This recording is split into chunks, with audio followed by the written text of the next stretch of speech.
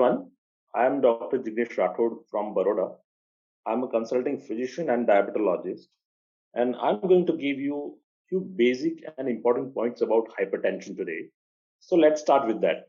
Well, when you diagnose hypertension, you should not depend on office blood pressure. That means whenever a patient comes to you with a little bit of hypertension, that is stage 1 hypertension or stage 2 hypertension, without any symptoms, and there is no past history of hypertension or there is no family history of hypertension, then you should not diagnose it as a hypertension, but you have to give them a benefit of doubt.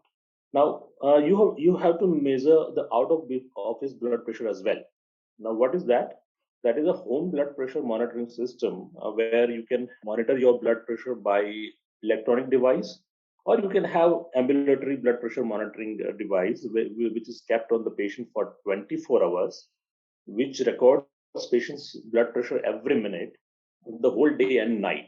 Second point is, according to American Heart Association and American College of Cardiology, stage 1 hypertension, it is when systolic hypertension or systolic blood pressure is between 130 to 139, and your diastolic blood pressure is between 80 to 89.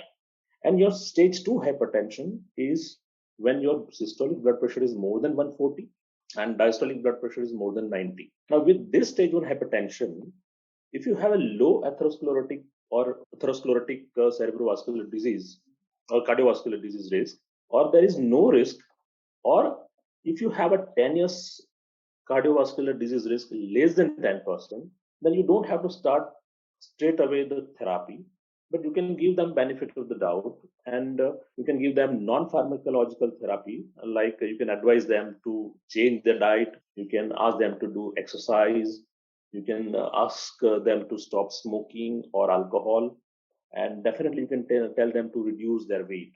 If you do it for 3 to 6 months, if patient comes after 3 to 6 months, if still blood pressure is high or stage 1 hypertension, you can straightway start your pharmacotherapy.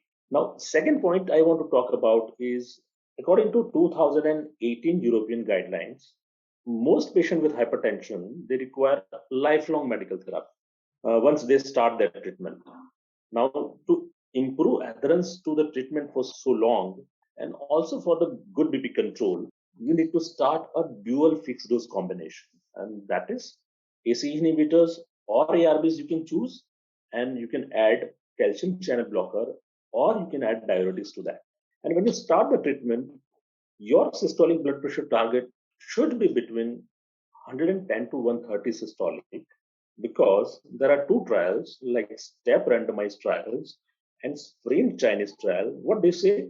They say that it reduces CV events or cardiovascular events markedly when you keep that blood pressure within that range.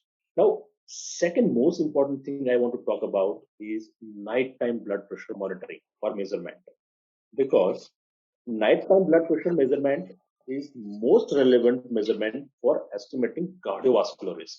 Means for every 20 by 10 mm of Hg increment of blood pressure at night, the mortality increases by 23% and CV even increases by 36%. And one of the study, that is Hygia study, which tested nighttime antihypertensive treatment compared with the daytime antihypertensive treatment. And what they have found? They have found that nighttime blood pressure reduction by antihypertensive treatment reduces cardiovascular events markedly. So this means whenever you start any antihypertensive treatment, it is better to start in the evening time so that you can have a better control during the night time, and you have a CV events or mortality reduces by significant amount. Lastly, considering pandemic, and you might have seen the COVID-19 induced ERDS.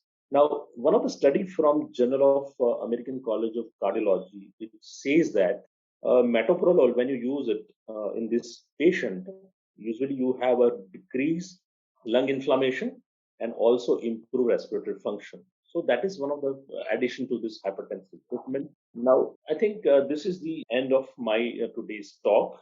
And I think thank you very much for patient hearing, and stay happy and stay blessed. Thank you very much.